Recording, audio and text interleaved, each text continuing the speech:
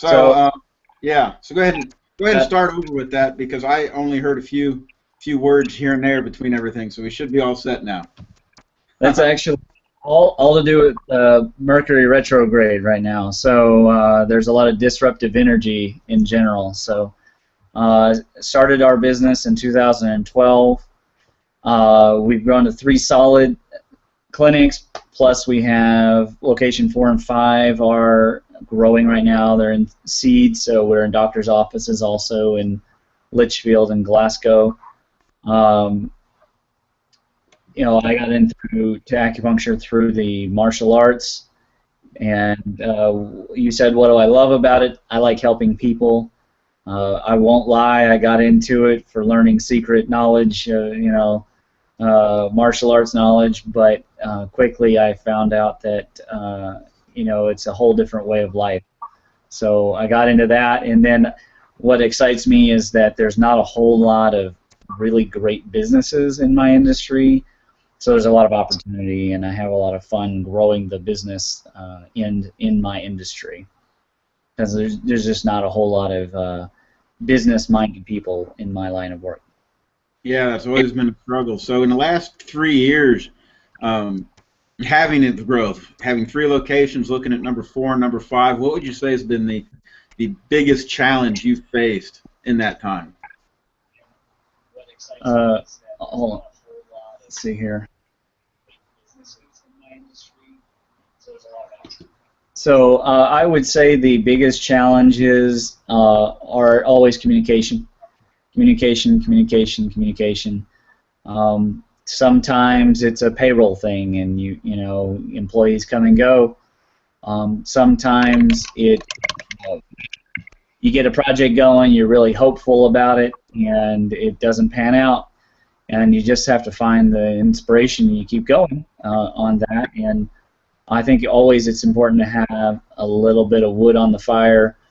Sometimes a year it's stronger, and other times a year you have to put more of your energy into it. And as long as you can find that, you have a reason and inspiration, I don't think there's anything really that can stop a person except doubt and disbelief.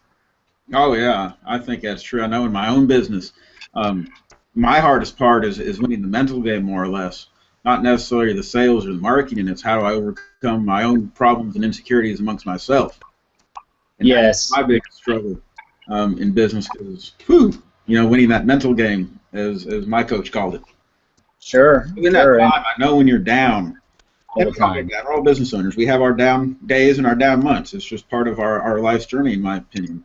How does that impact you? How does just having that rough day, what does that do to you? I have kind of a set of rules that are internal. When I can tell it's a day that I got to work harder, I dress up more. If if that falls on a casual Friday, I dress formal. And on those Mondays when you want to sleep in, or on the rainy days, if I can tell that the business is lagging, then I make myself get up and move. How do I find that? It's the vision, the inspiration of what I'm trying to accomplish.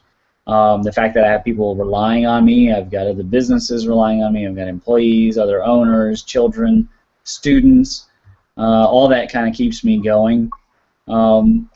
As for keeping fresh and everything, I do believe in, of course, feng shui and the need to constantly be cleaning. I actually don't believe in just spring cleaning. I think you need to clean 5 times a year. But for me, it all comes down to energy management. Everything is energy management, of course, in my worldview.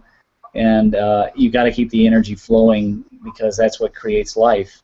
There's really only 2 modes, according to Chinese philosophy. There's the growth mode, and there's the rot and death, eventually death mode.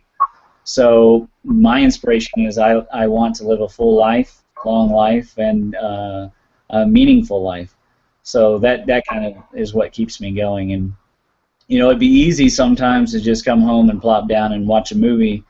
But I also know that the body needs to be worked out, and you got to eat well. And I'd love to, drink Starbucks all the time and eat pizzas, but I can't eat pizzas. I'm lactose intolerant. But I would love to get bad, and it's just not possible, and I just don't give myself much other choice. I think in the beginning you have to have a lot of leeway, a lot of flexibility, but the further you go, the more a little bit firm you have to get if you really want to keep growing. There's nothing wrong with people who own just one clinic or one location. That's just not what I'm trying to do. So if you're trying to do something like I'm trying to do, you have to have a lot of personal rules and ambitions. Oh, and when I get that, on two nice keys in there, two good strategies. And there was one, when you're feeling down, force yourself to dress nice. You know, what you wear and how you present yourself, it's huge. I know even if I'm just working from my home office for a day, I at least try to put on a button-down shirt and a pair of dress pants, because if I'm wearing a pair of sweatpants, I'm going to work like I'm wearing a pair of sweatpants. I mean, that's a great piece of advice in there. When you're feeling down, you know, get dressed up, put on the formal attire, put the tie on. That's a wonderful thing. And the other one you mentioned in there was getting real clear on your vision. Why am I actually going to work today? Why am I building this business? What am I actually trying to achieve? There's powerful phrases in there. So thank you for sharing that. I also think it's important, though, if there's a day when you know, you have a foreboding feeling, not to overdo it sometimes too, and force through something, when sometimes letting off the gas might be the key, or insulating, and what we call in meditation containing the fire a little bit, protecting it from the wind. Because if your inspiration is low, or your body is low, and your health is weak, honestly, you're not going to be able to make that sale, or attract that project, or the client, or complete that project, because you just don't have enough chi. The Chinese word is de, and if you don't have de, then you don't really have the necessary force to break through the obstacle. And in those days, staying home or staying in your office and really kind of containing and not becoming involved in something would be pretty key. There's other days too, astrologically and meteorologically speaking, where there's going to be a lot of distractive energy, or consumptive energy, or even baiting energy. So, you know, the negative forces will actually bait you into bad behaviors. And you can see those and prevent them, then that's pretty key too, in a more, you know, subtle level. You know, to not get involved in something that is just pulling you away from the core of what you do and why you're doing it. Oh yeah, I mean, that's what I've seen in the businesses, you know, I've coached so far. There's only so much energy that a person has to expend throughout the day. There's only so much you can give, and I think most businesses fail not because they're a bad business or they can't handle cash flow or any of that. I think most businesses fail because they can't win that mental game. And really, when I hear you speak of energy and everything else, it's that mental game we play with ourselves, in my mind, is what am I going to do today? How do I win that mental game each and every single day? Because it requires more discipline, more energy, more of who you are as a person. It requires you to grow so much to conquer and come through that mental game and know, hey, my mental game is down. I need to back off. I need an office day. That's okay. Or I just need a day off. I need to go relax, go fishing, go out, find some waterfalls, and knowing those limits and not being so driven, you know, to go in, I think is wonderful. Not necessarily balance, because I don't like the word. You know, I hear owners say, you know, I want a balanced life. And I say, well, no, it's not about balance. It's about harmony. How do I get all aspects of my life in harmony with each other? Because you don't want it balanced. I don't want equal family and equal business time, because, well, I may want more business time sometimes. Or sometimes my mom. It's about harmony. How do we make it all work together? And that's the word that I like, speaking of that energy. How do we get that harmonious life with everything? So yeah, very, very good. So if you a lot of people, Chinese medicine is about balance, and actually there is, in Chinese philosophy, there is no balance in the universe. We're the ones that are creating the balance. So it's the harmony, because you know, as soon as you have the quote perfect diet, the season changes and then that diet's no longer perfect. So there's no real balance. Even the balanced rock fell this year. So, you know, things change. Yes, and all the time. So if you had to pick, let's just say, your top 2 key strategies that you are your go-to for growing your business and having a successful business, what would you say your top 2 strategies are? Oh gosh. Well, you're boiling a lot of secret technique down. I do read a lot of the Art of War and other Chinese philosophical texts, and they give me information. I guess that would come down to just having a lot of advisors. I'm in the Business Owners Advisory Board. I have a coach, Andrew.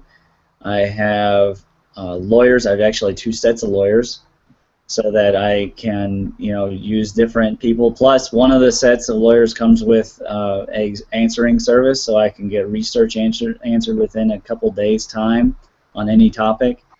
I have, then of course, I think the other thing is that I work with 3 wonderful ladies. 2 of them are owners as well, my wife and Jenny. Managed to pull a real good one there, manifesting Jenny to come aboard. She's a veteran.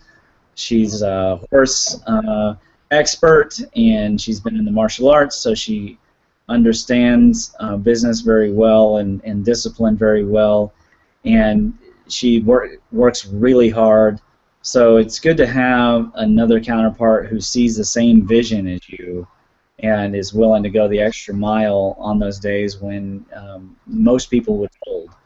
And I have, luckily, a couple people like that. So I think that kind of gives me the upper edge, because most people in my industry are by themselves. Or they're in a marriage, which sometimes is really good and sometimes is really distractive.